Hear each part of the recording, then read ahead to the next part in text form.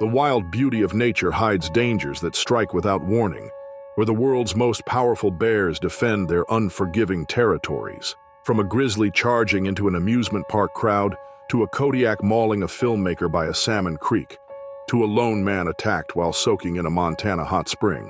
In this video, we'll uncover 6 terrifying real-life bear attacks where every second meant life or death.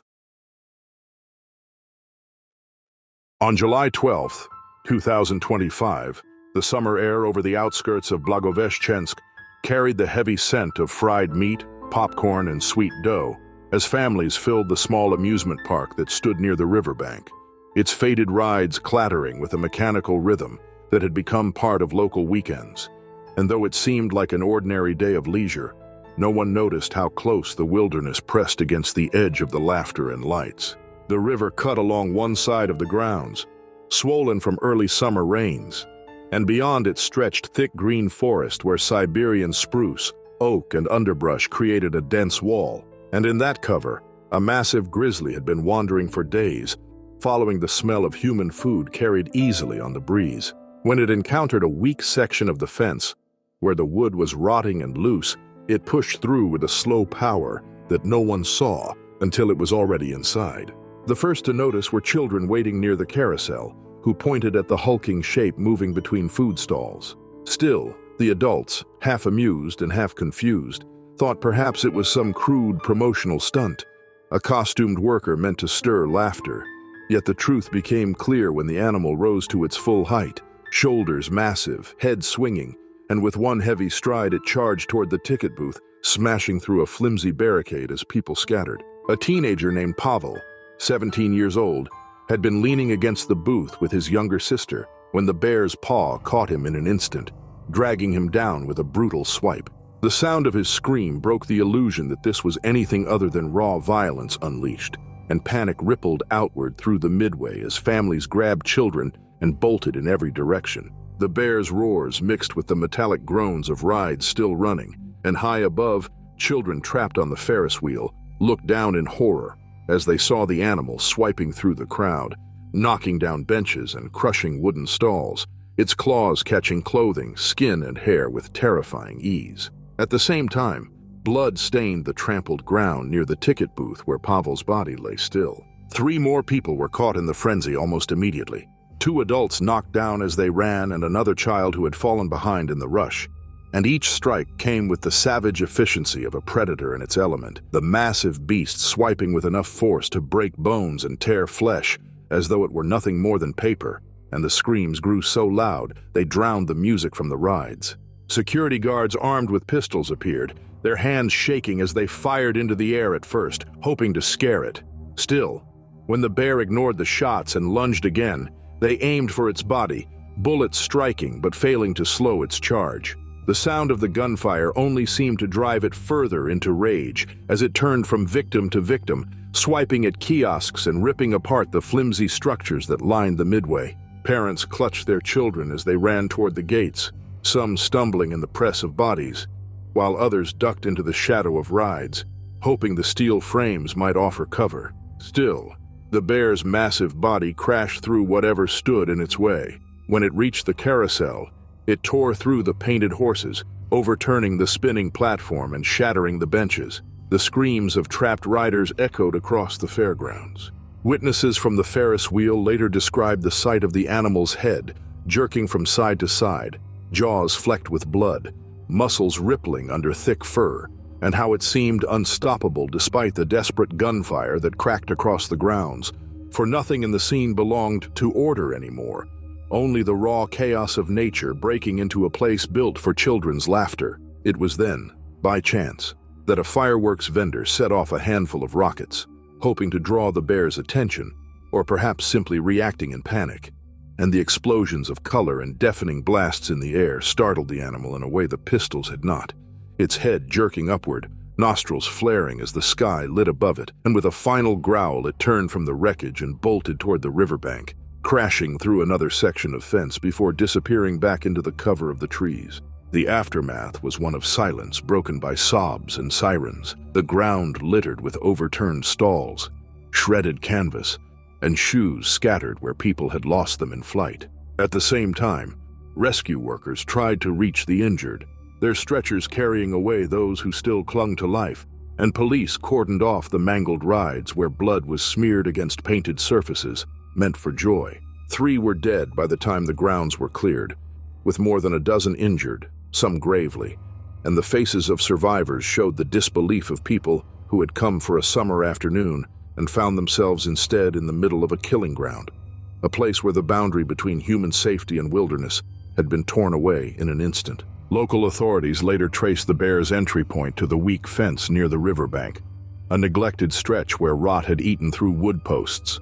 Though it seemed impossible that such a small oversight could lead to so much tragedy, it had, for the animal had followed only its hunger, drawn by the scent of meat and grease that hung over the midway, and once inside, it had done what instinct demanded. In the weeks that followed, Blagoveshchensk spoke of little else. Parents replaying the moments of chaos, children waking in the night with visions of the beast among the rides, and the wider Amur region felt the weight of a truth that was not new, but now impossible to ignore, that the wilderness lay only a fence away. When that fence gave way, no place of leisure was beyond its reach. The tragedy left behind a scar that no repaired booth or rebuilt ride could erase, a reminder carved into the memory of all who had been there that day, that under the bright paint and carnival music, fragility waited. When the balance between man and nature cracked, the result was terror beyond measure. On August 3, 2024, the cannery in Larsen Bay, Alaska, bustled with its usual rhythm as workers scrubbed machinery and swept the damp concrete floors, the smell of fish guts hanging heavy in the air, as it always did after long hours of processing salmon. Yet on this day, the stench carried farther than anyone imagined, drifting across the bay and into the wilderness, where one of the largest land predators on Earth moved with restless hunger. The Kodiak bear had roamed along the shoreline for days, a massive animal weighing over 1,200 pounds, its thick muscles rolling under heavy fur as it searched for an easy source of food. And when the wind carried the unmistakable scent of discarded flesh, it followed, climbing over driftwood and pushing through thick grass until the cannery buildings came into view, their walls humming with machinery and their bins piled high with rotting waste that had been left unsecured behind a flimsy gate. The beast approached with little hesitation, driven by the overpowering lure of fish blood. When it reached the gate, one sweep of its shoulder shattered the weak boards and bent metal aside, the crash echoing across the loading bay as workers froze in place, their brushes and hoses still in hand as they stared at the impossible sight of a bear filling the doorway where no wild thing should have been. For a moment, disbelief held them. The thought that such a creature could be standing in their workspace, refusing to settle into reality. But when the animal lowered its head and surged forward, massive paws pounding against concrete, the spell broke, and men and women scattered in every direction, scrambling between conveyor belts and stacked pallets as the loading bay became a killing ground. Riley Morgan, a 27-year-old laborer with only 2 years at the cannery, tried to climb atop a crate in desperation, his boots slipping against wet plastic as the bear lunged with shocking speed, and before he could pull himself free, claws raked across his chest with bone-shattering force, the impact dragging him down to the slick floor as pain tore through him in waves that robbed him of breath. Blood spread quickly, streaking across the concrete in bright arcs as the bear pressed its weight down, and Riley felt his ribs crack beneath the crushing bulk, his vision swimming while the world blurred into screams and the heavy stench of fish mixed with the iron tang of his blood. Co-workers, though paralyzed at first by the shock, began to act with frantic desperation, hurling whatever they could grab, frozen salmon, buckets, and metal tools, each object clattering across the bear's body in a bid to draw its rage away, the sound of steel striking fur mixing with guttural roars that shook the air. The bear turned briefly, snapping its head toward the projectiles, its teeth flashing as it swung its bulk around, but even as workers pelted it with more debris, it returned to Riley with a swipe that tore across his side, leaving deep furrows that soaked his clothes in seconds. Though he tried to crawl toward the shadows of the bay, his body faltered, each movement dragging agony through his shattered chest. One man beat a steel rod against a conveyor belt, the clang echoing so loudly it seemed to shake the roof. At the same time, another hurled an entire pallet of frozen fish, the block of ice and flesh exploding into fragments at the bear's feet. For the first time, the animal shifted, its massive head swinging from one sound to the other, torn between instinct to kill and the lure of so much food scattered around. Those tense minutes stretched unbearably, each second holding the weight of lives balanced on the edge of claws and teeth, and workers pressed themselves against the walls, their hands trembling as they clutched whatever improvised weapons they had. They prayed that the animal's hunger would shift away from human prey. At last, with a low growl that reverberated through the concrete bay, the bear lumbered toward the bins of waste near the back, scooping rotten guts into its jaws before turning toward the shoreline, its massive paws leaving smeared trails of blood and fish oil as it retreated through the same broken gate it had smashed open. Then it was gone, swallowed by the wild that had sent it there. Riley lay writhing in agony on the blood-slick floor, his chest rising in ragged shudders as coworkers rushed to his side, pressing rags and jackets against his wounds in a desperate attempt to keep him alive until help could arrive. Their voices choked with fear as they shouted for ambulances that would take precious minutes to reach this remote corner of Alaska. When emergency crews finally arrived, the loading bay was a wreck of scattered tools, shattered pallets, and smeared blood, the air heavy with the metallic scent of injury and the rot of discarded waste, and paramedics worked frantically to stabilize Riley, his eyes barely open as they lifted him onto a stretcher and rushed him toward the waiting helicopter. He survived, though just barely, enduring emergency surgery that mended fractured ribs and repaired torn flesh. Yet his recovery would demand months of rehabilitation, his body carrying scars that traced across his chest as reminders of claws that had nearly ended him.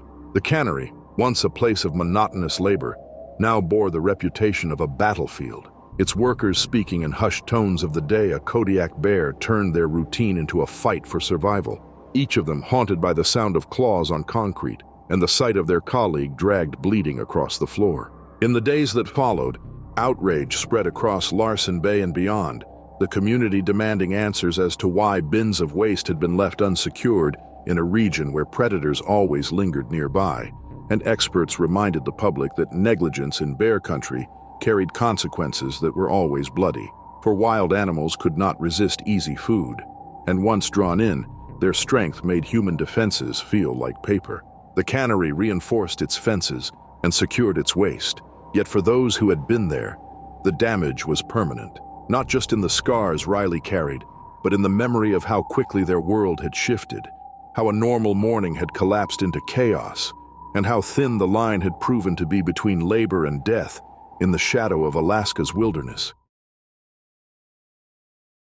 It was May 19th, 2025. The early morning sunlight warmed the hills outside Asheville, the kind that promised a day of calm and ordinary routine. Along a rural road, a small cluster of children gathered with backpacks slung over their shoulders, waiting for the bus that would carry them to school. Their teacher, Clarissa Heath, a 34-year-old, stood nearby as she often did when parents asked for an extra set of eyes at the stop, her presence a comfort in the quiet countryside, where only the hum of insects and the occasional call of a bird broke the silence. Beside the gravel pull-off stood an old metal trash can, its lid tilted back where garbage had been shoved too high, bags spilling out with scraps of food and wrappers that smelled faintly sour in the growing heat. In the cover of the trees, a black bear had already found the scent. The animal had slipped from the forest at dawn, lean from winter, and still driven by a hunger that never seemed to end. And as it nosed through the trash with claws scraping metal, it paid little attention to the humans only yards away. The children chattered with the carefree noise of morning, voices rising and falling in playful rhythm, and the sound carried over the still air to the bear's ears. In an instant, its posture shifted, its head jerking upward, eyes flashing with startled fear that hardened quickly into aggression. Before anyone could react, it wheeled around from the can and surged toward the voices, muscles rolling under its dark fur as it closed the distance with terrifying speed. Clarissa barely had time to turn before the full weight of the bear collided with her, the impact driving her hard onto the pavement as her breath left in a single broken gasp, and then pain erupted as jaws closed around her arm with crushing force.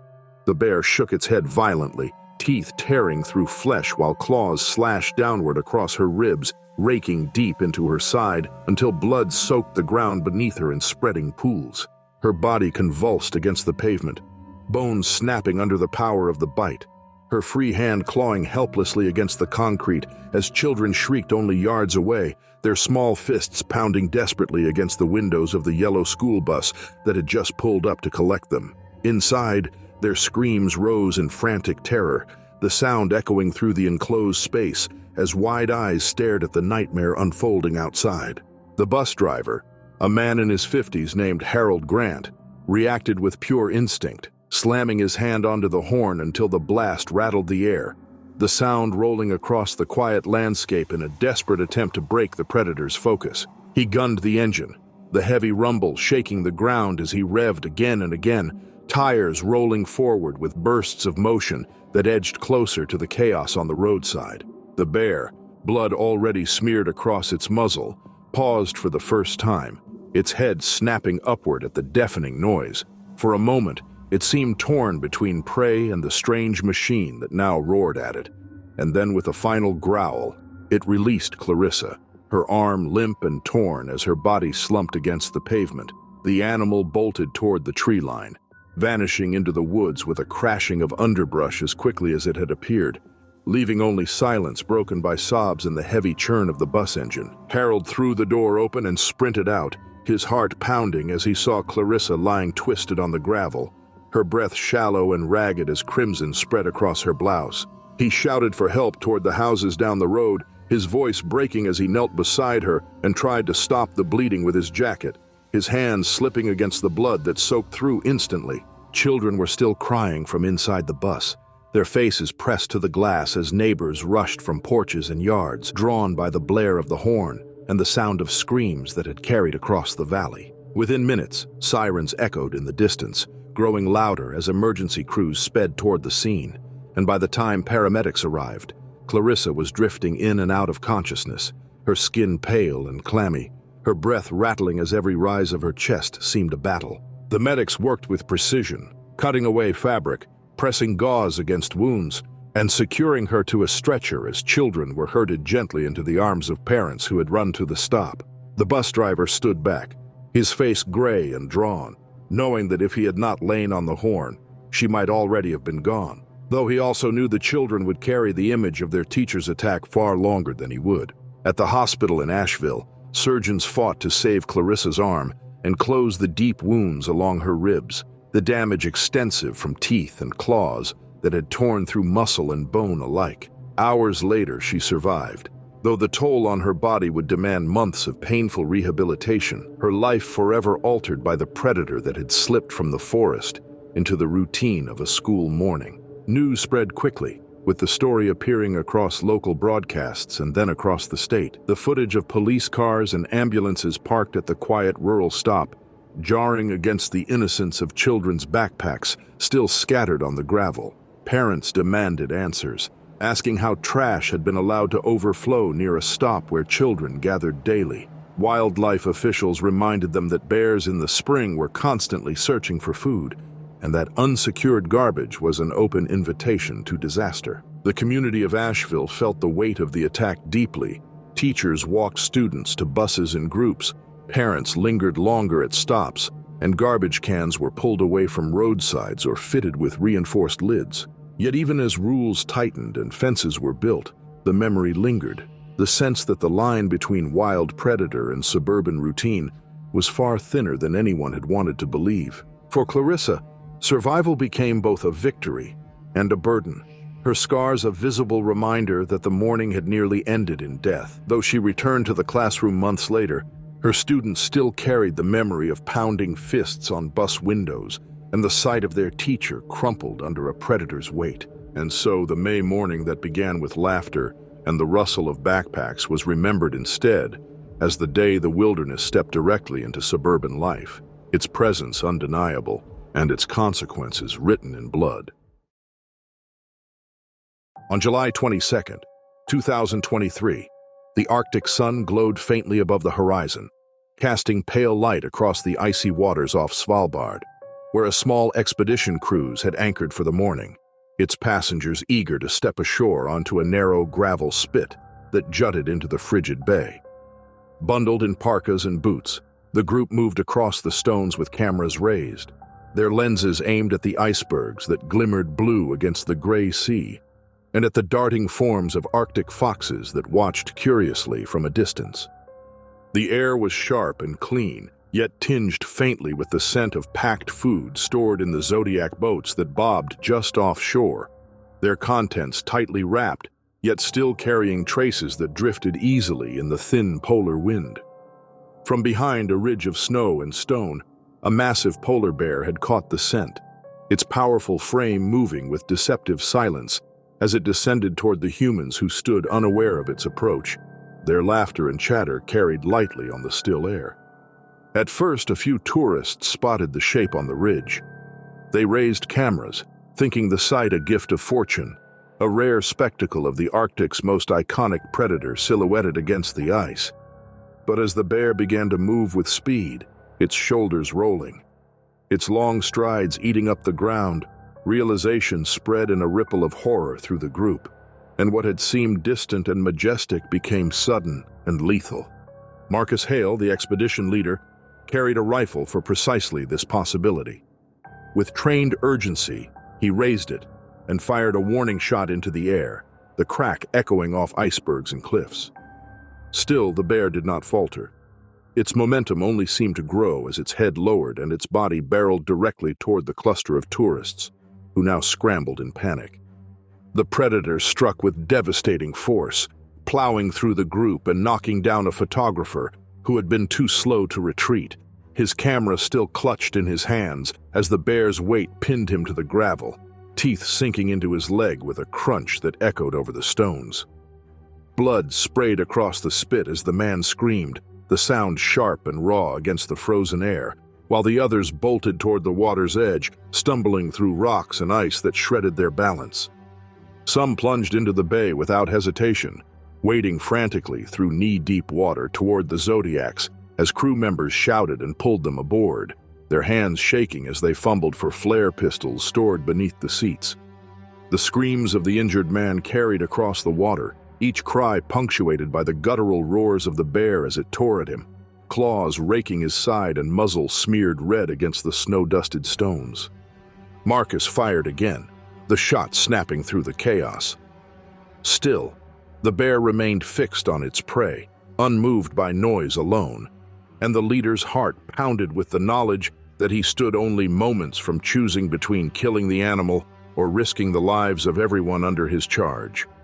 Before he could aim again, one of the crew launched a flare, the projectile arcing into the air and exploding with searing light and smoke that hissed and sizzled above the gravel spit. The bear jolted, its head whipping toward the sudden fire, and another flare shot upward from a second boat. The sky filled with color and noise as the tourists huddled in terror, their breaths ragged, their hands clawing at the sides of the ship for safety. The animal snarled, blood dripping from its jaws, before at last backing away, its massive paws crunching over the stone as it turned and lumbered toward the ridge it had come from, glancing back only once before vanishing into the white hills, where snow swallowed its form. The photographer lay sprawled on the gravel, his leg mangled and his body soaked in blood, his voice reduced to hoarse cries as Marcus and two crew members rushed to him, their gloves slick as they pressed fabric against wounds that spilled crimson with every beat of his heart.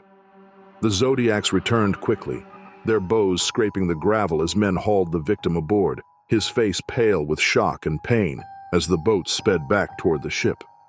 On deck, medical staff fought to stabilize him, wrapping his shredded leg and starting fluids as the ship's captain radioed for emergency evacuation, the urgency clear in every clipped transmission. Within hours, a helicopter from Longyearbyen touched down, its rotors blasting cold air across the deck as the injured man was carried aboard, his survival now a race against time.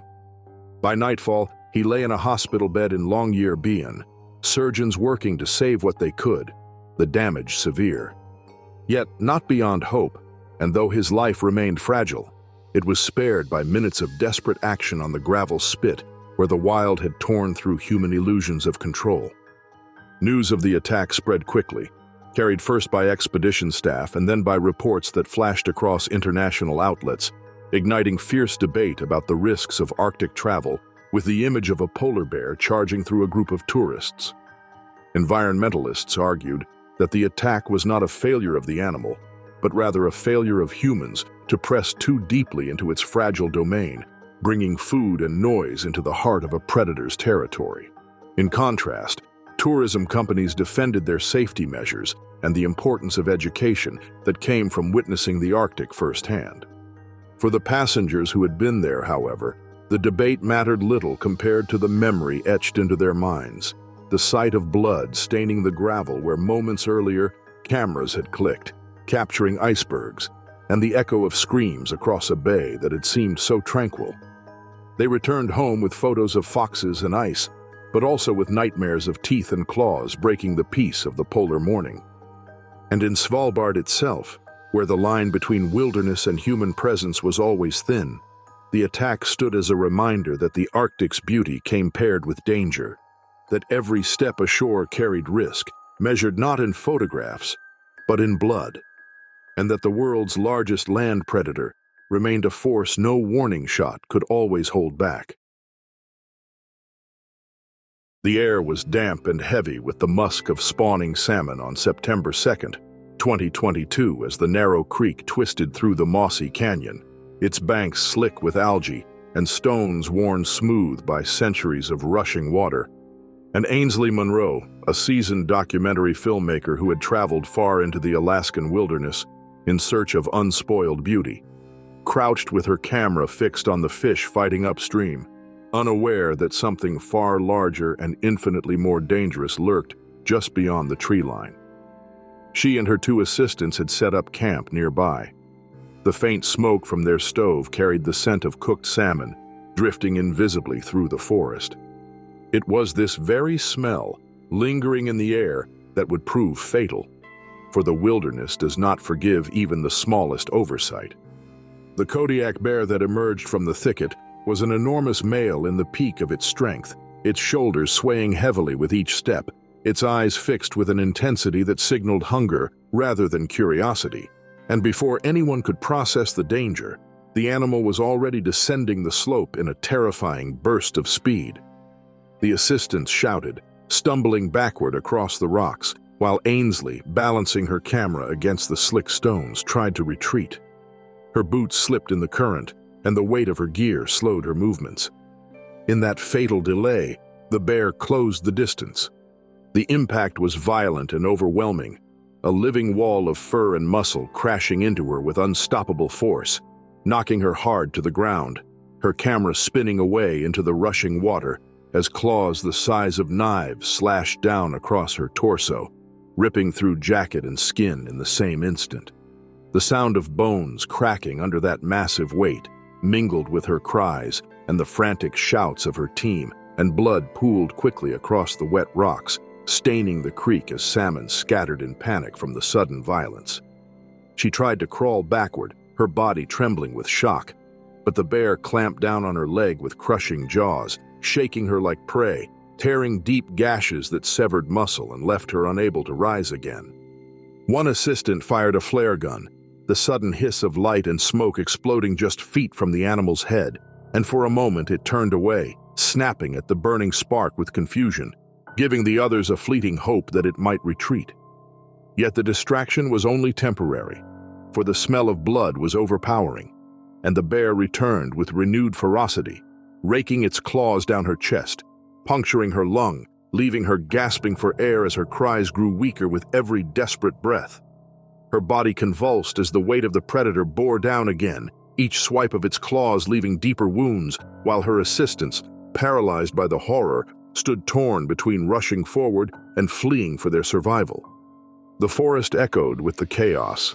Screams, the hiss of the flare burning out in the water, the snapping of branches under the bear's bulk, and the wet, tearing sound as it mauled her again. One assistant bolted downstream, stumbling over boulders slick with moss, while the other fired a second flare, though it fell short and fizzled harmlessly against the wet stones. With no real defense left, both men ran, their shouts fading into the distance as the creek swallowed them, leaving Ainsley beneath the relentless assault of claws and teeth.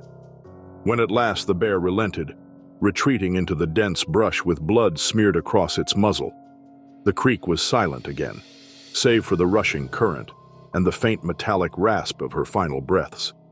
She lay broken on the stones, her clothes shredded, her body unrecognizable beneath layers of blood and torn flesh, her eyes wide but fading as the sky above blurred into a haze she would never see again. The cameras continued to roll in the chaos, capturing the scene as their lenses shook but remained fixed on the violence, recording the raw and merciless truth of nature's power. Hours passed before rangers reached the site, alerted by the fleeing assistants who stumbled into them in shock, their faces pale and their voices shaking as they described what had happened. When the team arrived at the creek, they found only silence, the air still thick with the iron scent of blood and the deep prints of a bear that had already vanished back into the endless wilderness.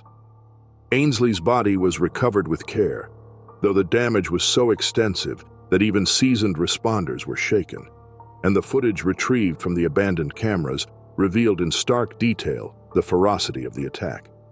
News of her death spread swiftly, her name echoing across wildlife circles and documentary communities, and discussions turned grim as experts pointed out how such a seemingly small decision, cooking near the water, letting the scent drift unchecked, could draw one of the largest land predators on Earth straight into the path of humans. In the days that followed, as her family grieved and colleagues mourned, the footage was studied by specialists, not for its spectacle but for the insight it provided into the brutal efficiency of a Kodiak bear defending its food claim. A moment of unfiltered reality that underscored the raw unpredictability of the natural world. Her death was not just another statistic in the long history of wilderness tragedies, but a reminder etched in blood and stone of what happens when human presence collides with the primal hunger of a creature that has survived since long before humanity set foot in its domain. Ainsley Monroe's final moments became a story retold with hushed voices and a warning carried to those who dare push into the deep wilderness without fully grasping the stakes. On July 18, 2021, Emery Callahan set out alone for a day of quiet escape in the Montana backcountry, seeking one of the hidden hot springs he had visited only once before, a place tucked far from the main trails where the forest opened into a clearing filled with steam that rose in ribbons against the summer sky. He carried a small pack with a towel, some food, and a whistle and spray bottle of bear deterrent. Though he thought little of danger as he hiked beneath the towering pines, his boots crunching on dry needles, the sunlight cutting in golden shafts through the branches. The air was warm, still, and filled with the smell of damp earth and moss, and he felt that rare solitude that only comes when the nearest town is hours away and the only sounds are the wind and the distant trickle of water moving unseen under stone. By the time Emery reached the spring, the sun had passed its peak, and the air was hot. The faint mist that drifted over the water made the place seem otherworldly. He left his pack near a rock, pulled off his shirt, and lowered himself slowly into the pool, the heat of the mineral water first stinging his skin and then loosening his muscles. He leaned back, eyes closed, listening to the stillness, unaware that the small bag of food he had carried, the snacks and leftover meat wrapped in foil, sat too close to the surface, its scent carrying softly on the breeze. What began as a day of peace was already becoming dangerous, though Emery could not yet know that a grizzly bear, hidden in the tree line with a young cub at her side, had caught that drifting scent and was moving with deliberate silence toward him. The first sound was only a rustle, the kind that might have been a squirrel or a deer, and Emery ignored it, letting the steam drift over his face. Then came the low grunt, unmistakable and heavy, and when he opened his eyes, he froze, his body turning rigid as he saw the massive shape of the grizzly emerging from the shadows. Her cub moved behind her, smaller but watchful, and the bear's head swung side to side as she tested the air, the smell of food and human mingling. Emery's heart hammered against his ribs as he understood at once the danger. She was close, protective, and drawn by hunger, and there was no safe distance between them. The bear stepped forward, its muscles rippling beneath thick fur, its claws tearing the soil as it advanced, and Emery slid deeper into the hot spring, the scalding water wrapping around him as if it might hide him. But the sudden motion only triggered her charge, and in a burst of power, she came forward, crashing across the clearing with terrifying speed. Emery barely had time to raise his arm before her weight struck him, claws slicing into his shoulder and hip as the water splashed high around them. Pain erupted like fire through his body, his skin torn open and his ribs jolted by the crushing impact, and his cry echoed through the clearing as he tried to scramble backward, but the slick stones of the spring offered no grip. The bear's paw came again, raking across his side, and Emery felt his body twist under the force, the hot water now streaked with blood as he fought to keep his head above the surface. He grabbed at rocks, slipping, splashing, every movement desperate, every second carrying the weight of survival. The cub waited at the tree line, watching, while the mother struck again, her teeth snapping inches from his arm, the smell of her hot breath filling his nose. Emery's mind screamed with panic. Still, instinct forced him to act, and he swung one of the stones in his hand, striking against her shoulder, barely enough to slow her, but enough to make her recoil for a brief moment. He knew he had little time. The bear was relentless, her protective rage making her unstoppable, and his body was already weakening from the wounds, his blood spilling faster with every movement. With shaking hands, Emery reached for the spray bottle he had left at the edge of the pool, but it was too far. It had been knocked sideways during the struggle. The only thing within reach was the whistle that dangled from his neck, and he forced it to his lips, blowing with every ounce of breath left in his lungs. The piercing sound cut through the clearing, shrill and unnatural, startling the bear just long enough for him to surge toward the edge where the bottle lay. With fumbling fingers, slick with blood, Emery clutched the bear deterrent and raised it as the grizzly lunged again. A blast of burning mist erupted into her face, the chemical sting catching her eyes and nose, making her recoil with a furious roar that shook the trees. She slashed again blindly, seeing his side once more, the pain nearly unbearable. But the spray found her face a second time, the hiss filling the air as she staggered back, shaking her head, snarling with rage and confusion. For 2 long minutes the struggle raged, every second stretched into eternity as Emery splashed, struck, and sprayed, his body screaming in agony, his lungs heaving for air, until at last the bear turned, huffing, snapping her jaws, and retreated to where her cub waited. Emery remained frozen in the steaming water, his body trembling uncontrollably, his wounds deep and raw, his ribs sharp with pain where the claws had crushed against bone. Slowly, with movements that sent fresh waves of pain through him, he dragged himself from the spring, clutching his bleeding side, and staggered toward the trail. Each step was agony, each breath a knife, but the will to live carried him forward through the long miles of forest until he reached the trailhead, collapsing near his vehicle. Rescuers later treated him for deep lacerations and fractured ribs, his shoulder and hip torn open, his lungs bruised but intact. He survived, though the scars remained as lasting proof of the encounter. In the weeks that followed, the story spread throughout Montana, serving as a reminder that even in places of beauty and solitude, danger can emerge without warning.